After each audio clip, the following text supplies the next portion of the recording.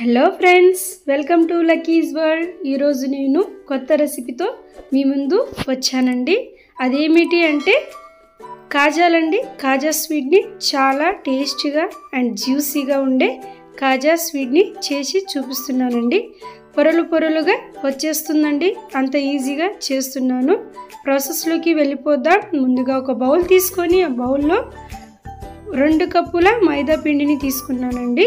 1/2 table spoon వంట సోడానండి, తిన soda అంటారు కదా, సాల్ట్ని చిటికెడు వేసుకొని బాగా కలుపుకోవాలండి.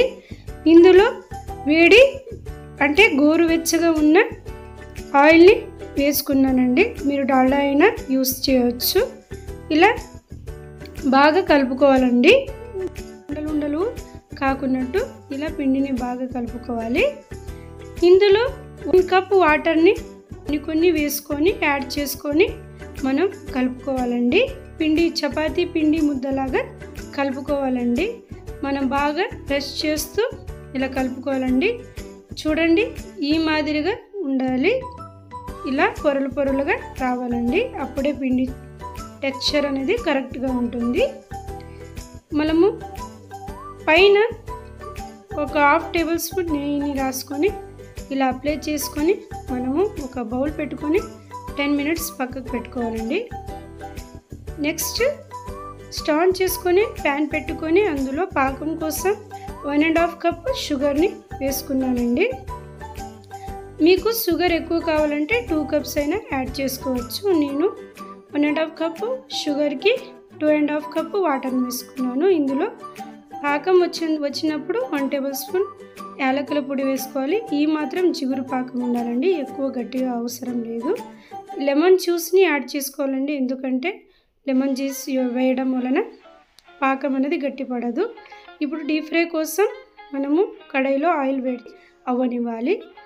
ముందుగా నానబెట్టుకున్న పిండిని ఇలా కలుపుతూ మనము తీసి పక్కకు పెట్టుకొని ఇలా రౌండ్ చేసుకోవాలండి. ఇలా ప్రెస్ చేస్తూ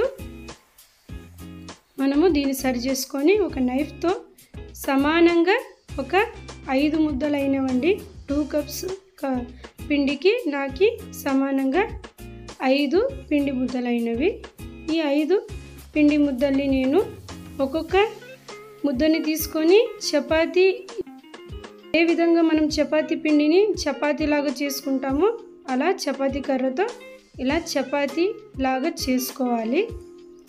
ఎక్కువ మందంగా కాకున్నట్టు ఎక్కువ సలపాగా అంటే కాకున్నట్టు మనము ఇలా ఈ విధంగా అయ్యేటట్లు చూసుకోండి. ఇలా 5 చపాతీలని నేను చేసుకొని పెట్టుకున్నానండి. ఫస్ట్ ఒక లేయర్ వేసుకొని ఆ లేయర్ పైన ఆయిల్ అప్లై చేస్తూ మీ దగ్గర నెయ్యి ఉంటే నెయ్యిని యాడ్ చేసుకోండి, డాల్డా ఉంటే డాల్డా కానీ యాడ్ చేసుకోవచ్చు.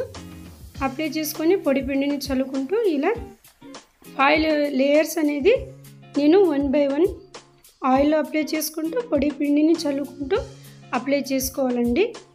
దీన్ని మనము ఎంత పొడి పిండి చల్లితే అంత బాగా వస్తుందండి. పొడి పిండిని బాగా చల్లుకోండి. ఇలా రౌండ్గా రోల్ చేయాలండి.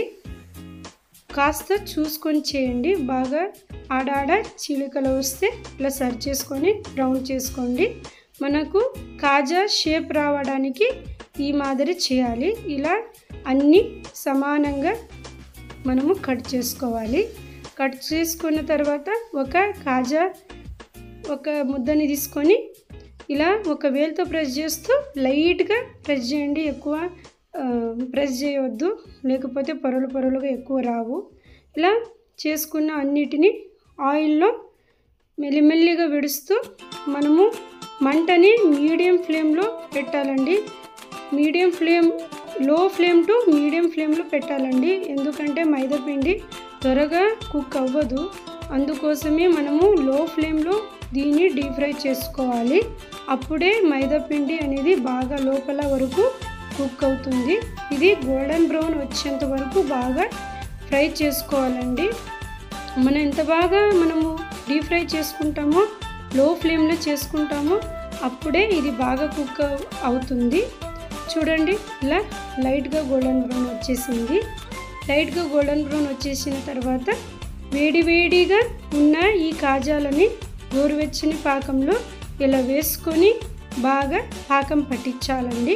అప్పుడే పాకం అనేది కాజాల లోపల పొరల వరకు వెళ్ళి బాగా టేస్ట్ని ఇస్తుంది, గుల్లగుల్లగా వస్తుంది. చూడండి ఎంతో రుచికరమైన టేస్టీగా ఉండే పొరలుగా ఉంది కదండి కాజా స్వీట్. చాలా బాగుంటుందండి టేస్ట్. ఈ ప్రాసెస్లో ఒకసారి నా స్టైల్లో ట్రై చేయండి, చాలా ఈజీగా ఉంటుంది, టైం కూడా చాలా సేవ్ అవుతుందండి. ప్లీజ్ సబ్స్క్రైబ్ చేయండి, ఎందుకంటే జస్ట్ చూస్తున్నారే కానీ సబ్స్క్రైబ్ చేయడం లేదు. ప్లీజ్ సబ్స్క్రైబ్ చేయండి, షేర్ చేయండి.